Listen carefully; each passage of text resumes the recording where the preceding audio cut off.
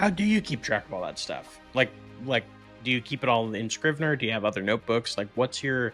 Because that's probably the hardest thing about writing epic fantasy is like Yeah. there are so many details, and there's so many details that like you were saying with the glacier, of like the author knowledge is vast compared to what the reader's going to know. And I've found like keeping track of all that, it can be really tough. Like I basically feel like I have this like little half of my brain is like just knowledge about my story because Yeah. you know what I mean? Yeah. Yeah. Yeah. Yeah. Look, unfortunately, I'm a little bit scatterbrained. Like I've got random notes in my notes app on my phone, or I've got like, I'm at work, and I'm a school teacher, so I'll be at work and the kids are doing something, and I'll just like quickly write something down on a Word document and then email it to myself, so that I don't Right. forget. But I find it really difficult to get all that stuff into one place just because sometimes I'll forget that I even wrote the note until I go back and find it later. So, Mm-hmm. but Scrivener has been super helpful for this. So, I really like having like a side by side view. So in Scrivener, you can have one chapter open, and then you can Mm-hmm. have I have my chapter by chapter outline in the research binder, and that's open on the side. And I've just kind of got it there as a constant reference. And then in each chapter, you've also got a notes tab that you can open up and display as well. So my notes tab will be open with, future editing considerations. Like, if I want to change something later, but I don't have the time to kind of think through how to do it now, I'll just make a quick note, go back and look at this later. And then when I do my revisions, I'll see that note and go, oh yeah, thanks, Mm-hmm. past Josh, like that kind of stuff. Um, so like Scrivener has been awesome for that. Initially with this series, I actually tried to do a lot of the like deep world building through Campfire, which was like my first experience with using Campfire, and it was mostly more of an exercise to try the app out. I think it's got a lot of potential, but I think for me it's a little bit too prescriptive. Like it's like there's just so many ways to organize things on that app, and it just didn't work for me. And I ended up yanking a lot of that stuff out and just Mm-hmm. dumping it into a research document on Scrivener. And to me, it did the same thing but better because it's just in one place.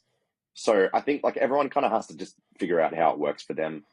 I've had ongoing discussions about this with like a lot of my author friends because I know people that like write in Docs, right? Like Docs is like Google Docs is super powerful because you've got the benefit of being able to just like pick up your phone on the work commute, right? Mm-hmm. And write on there. But like at the same time, it just doesn't have a good enough like organizational system, I think, for me. Like I wouldn't want to be going, tabbing between multiple documents all the time. It's just, yeah. So Scrivener is the best for that because it's kind of just like a home base. You've got your manuscript, you've got your research, and it's just like, it just makes sense. Yeah. Yeah, it's that like weird line. Like I love like looking into new tools and stuff. I've looked at Campfire. It's kind of been on my list to like mess around with. I've pretty much always come back to Scrivener. I've done a lot of stuff messing around with Notion. I've even built some Notion templates that I have available like for people to download and use. That's super cool. Yeah, like there's a lot of cool stuff out there, like Ulysses, Bear. Like there's all these awesome tools, but there's like that fine line of when does the tool become the distraction? Yeah. And that's where Yeah. like if something like Campfire, like again, it works for different people, depending on who they are. Yeah. But it's like I jumped into Campfire and was like, oh, there's like a lot, like learning the amount of time it would take me to learn the program, you know, is a lot. Do I want to spend That that was time exactly doing my that? problem. Yeah. Yeah.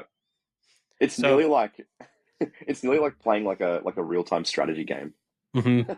In order to then like know the plot of the story. Like, it's just like I can't invest time in that. I just want to write the story. Yeah. Yeah, and then I've always found like so I have quite a few notes and I've got stuff in my Notion stuff and every time I sit down to like I'm gonna write out all this stuff about this character, like I have it all in my head. So then I start typing it out, and like the act of typing it out seems just silly to me because I already know Hmm. the answer.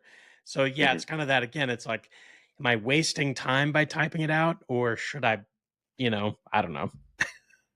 Yeah, I have this problem all the time. Like this is why I am so scatterbrained. I've got stuff in so many places because like a lot of the stuff I can just retain. Like the base important level stuff will Mhm. stay. But the finer details where, if I come up with um, a new plot device, or if I finally figure out why this I don't know, why this point of conflict like can be exploited at a later point in the book or whatever, then like that's like a fine detail that I do not want to forget, Mhm. because it means that potentially I'm not going to write it as well without that knowledge. So that's the kind of thing that I'll write down. Mhm. But it's just so easy to keep in one place on Scrivener. Like, and I've had people say to me before, "Oh, but like if I have to learn Scrivener, then it's taking time away from writing." But Scrivener is super intuitive. Like to me, it basically is a stripped back word processor. It just allows you to have multiple documents open in the same window. Like Yeah. that's kind of how I look at it. And like if you look at Scrivener on Windows in particular, you'll see how this works, because a Scrivener file on Windows is actually just a folder Yeah. containing all your subdocuments. Like on Mac, it's one file that's compiled, but there's no Mhm. difference, right? Essentially, it's Right. just an index of stuff you need. So that's really why it works for me. Yeah, I pretty much always end up coming back to Scrivener. Like anytime I've gone out and explored something else, I always end up Yeah, coming back to it, and it's a great program. Like they just really nailed it, I think.